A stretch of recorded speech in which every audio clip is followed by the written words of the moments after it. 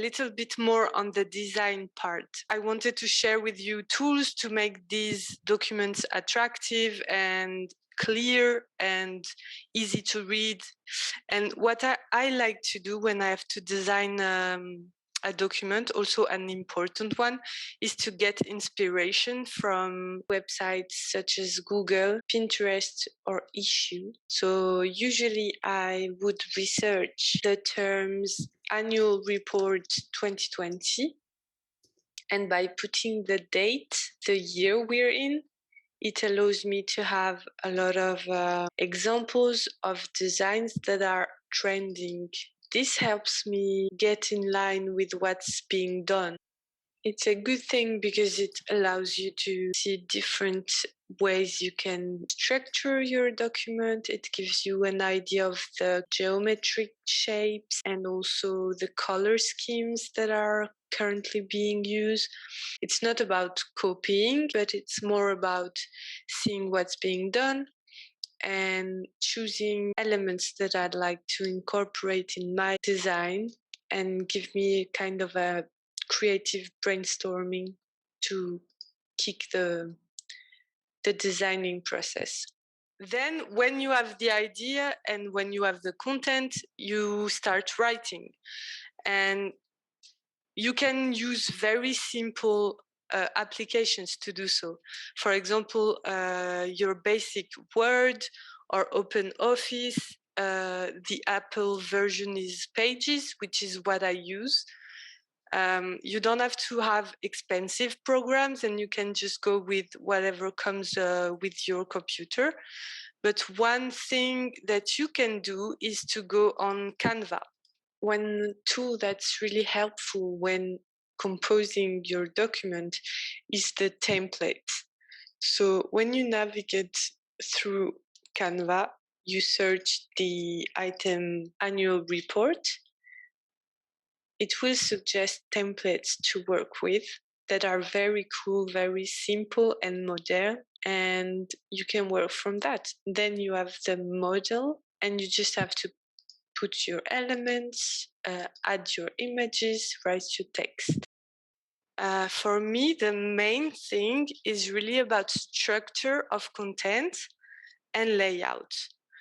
What we want to do is to have the content very summarized and to not have wall of words, because also the annual report that you will be sending will be sent to people that have probably tons of reports to read. So if they see a wall of words or a lot of text, sometimes it can be discouraging. So really keep it the most simple that you can and optimize the space. And you can see in this little example on the side that it's good to have a lot of space of the page. It's better to have multiple pages, but only a few key info on each of the pages. You can also have emphasis on fonts. So it's good to have title stand out and to have color blocks to structure your paragraphs and your titles. As you can see in this presentation, I have used one color for each part so that visually, when I'm on part 1, I'm using blue. When I'm on part 2, I'm using pink. And this allows the eye to stay focused on which part we are navigating through. So using color block is really important for keeping the attention and the focus of the reader. Consistency is also very important, whether it is for icons or color and layout, of course. I'm going to give you a few tools now about color choosing, because for me it's one of the main things is to have the document be fresh and modern. And there are a few tools that I like to use to choose my colors, because it's not really intuitive if you're not a designer necessarily. One thing that I like to do to choose the colors of my document is to go to Pantone. As you can see, Pantone is really specialized in color, and they are kind of the Bible of what color is in right now. Each year, they select the color of the year. So you can see that 2020 was a dark blue, and this year is a light yellow. And you can see that on the year color, you will find a useful tool is the chromatic palette. That gives you an opportunity to associate the year color with other colors. So this scheme right here, Aviary, is the scheme that I used for the presentation. If you see, this is one tool, but to have way more choice of color, I like to use also coolors.co. And here it's a website with a lot of trending palettes. So this is very good to choose what kind of colors you will associate. And on the main page, you also have a generator. So when you go to the generator of colors, you can shuffle a whole bunch of colors. And when you have a color that you really like, you choose it and choose a whole lot of other colors to go with. Another tool is Adobe Color. And this is very cool because you can extract a color scheme from a photo that you are starting to work with. And this can be used if you want to follow the identity of your brand. If, for example, you have several colors from your brand and you want to follow them, you can use this tool. And then another key point of making a document easy to read and peaceful is to add visuals. And I have 3 tools to give you to join your text with icons and pictures that are free to use, because this is also very important to respect copyright.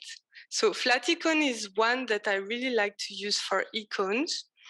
And you can see here that if I tap youth and if I search for packs, I will have a lot of icons that are free to use under certain copyright. Like this, for example, only requires that I attribute that I credit the creator of the icon.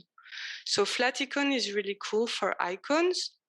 And if you want visuals, you have the same thing with the website Freepik.